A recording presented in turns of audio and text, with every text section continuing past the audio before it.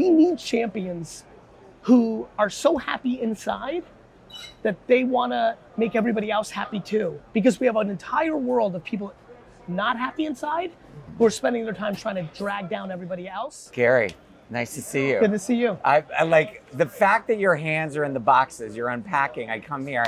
I don't know why that surprises me, but it kind of does. Is that how you are in every part of every business you have? Not necessarily. Like, I have a lot of businesses. I have a lot of incredible people. Yeah. But I will say that hearing you even start that way makes my soul feel good. Yeah. I love being in the dirt. I love being in the trenches. I grew up in a liquor store, flea market, sports card shows.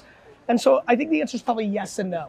I give enormous autonomy to my leadership teams in my biggest companies. Vaynerchuk is 2,000 employees.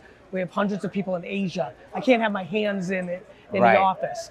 I also don't love micromanaging. I prefer to give people rope and either they run to the moon or, as the old saying goes, they get themselves in trouble with that rope. What I love about you and following you over the years, and I think what all my friends connect to, they're big fans of yours. Thank you.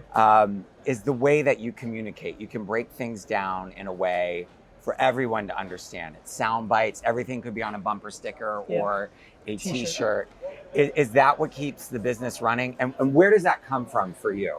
You know, I didn't really get to know my mom's dad, but she talks a lot about my grandfather who passed away in the Soviet Union, that he communicated in a very similar style. Tons of analogies, tons of sayings. So, you know, I feel like it definitely seems like it comes from there. My great-grandmother, or my great-grandmother, yes, on my dad's side, also similar personality. So I think luck of the draw, the DNA, you know, a little bit of that. This is more than DNA though. I mean, a lot of practice. Yeah. You know, like again, it's fun to be doing this at a sports card show.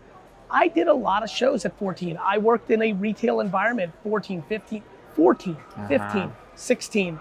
Now that I'm a little bit Built older. that muscle. Yeah, like kids are, you know, on teen tours and at sleepaway camp and are staying at home and playing video. Like, I was working and practicing and interacting with people.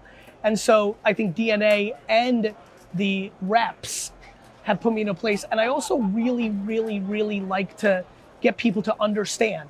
What I mean by that is I love teaching people about wine when I was doing it for 20 years. I love teaching my employees and my teams about operations or how to get it done. I love telling the world through my content that we should be kinder and more civil to each other, but you can strive for success, and I think competition is good. So there's all these things that, and you know, I feel a lot of public speaking, a lot of book writing, a lot of online videos.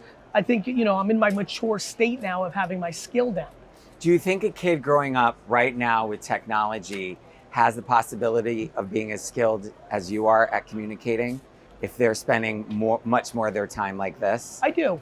I think I get where that's coming from, and I see the anxiety that our kids are less social, this, that.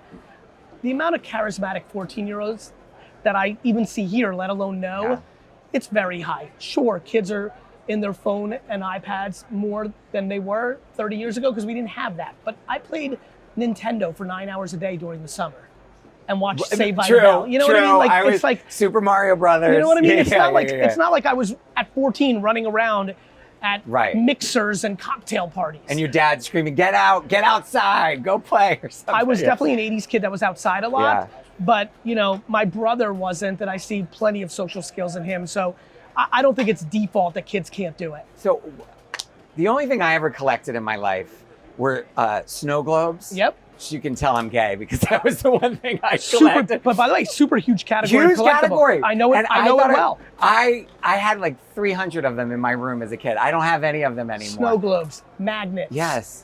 You know, keys from hotel rooms. Shot glasses. Shot glasses. T-shirt, vintage clothes. Right. Sneakers. The world collects. Why is that? Why do you think we love? Humans hoard. We're tribal. We're hoarders. We're an animal. It's collecting is entrenched in the fabric of the DNA of a human being. And so some people collect snow globes, some people collect sneakers, some collect art, some collect watches, some collect wine, and many, many people collect trading cards.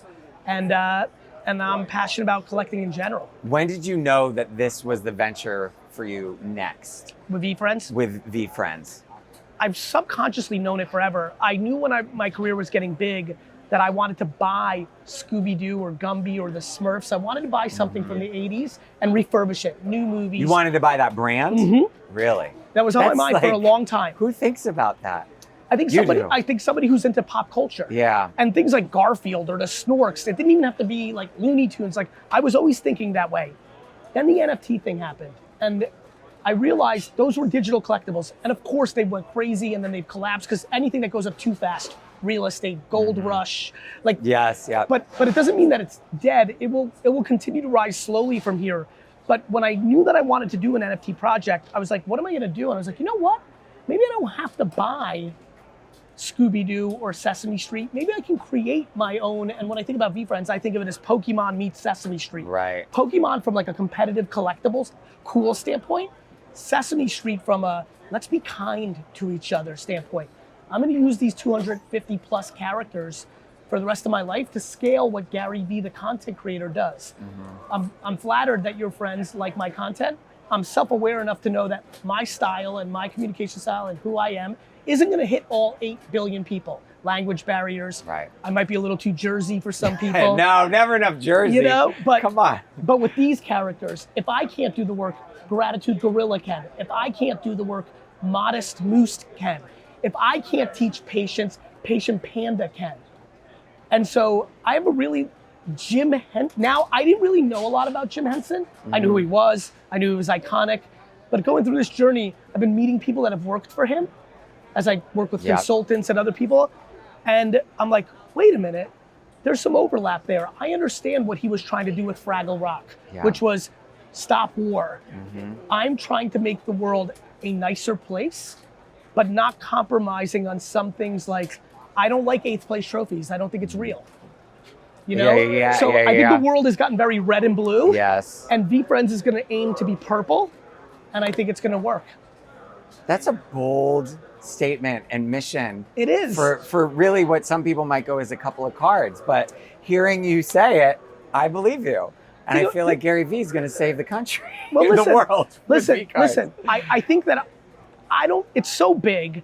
What I would like to do is leave an impact, a blueprint. Yeah. That there's some 7-year-old girl right now in the Philippines, or a 17-year-old guy in Norway, or a 2-year-old in Chicago, that in the same way that I'm going through my journey, like, man, Jim Henson, he was on it. You know, I'd like to do this. Jim Henson didn't have the media landscape that I have. I'm loud about what I'm doing. I'm putting it out every day. And so people are consuming that. And so I will do my thing, but I'm gonna run out of time. I'm a human being. But hopefully 50 years from now, wherever my destiny is, it will be so well documented and so well understood that somebody can take the baton. And it won't be VeeFriends, it'll be a new brand or new thing. But we need champions who are so happy inside that they wanna make everybody else happy too. Because we have an entire world of people not happy inside who are spending their time trying to drag down everybody else. I take on that responsibility very heavily. I see you do it one by one as person comes up to you and asks you for advice. And I know that's gonna happen today. What category of question excites you the most when people come up and ask for your advice? How to be the bigger person. A lot of people say, Gary, you talk about being nice, but this person stole $100 from me.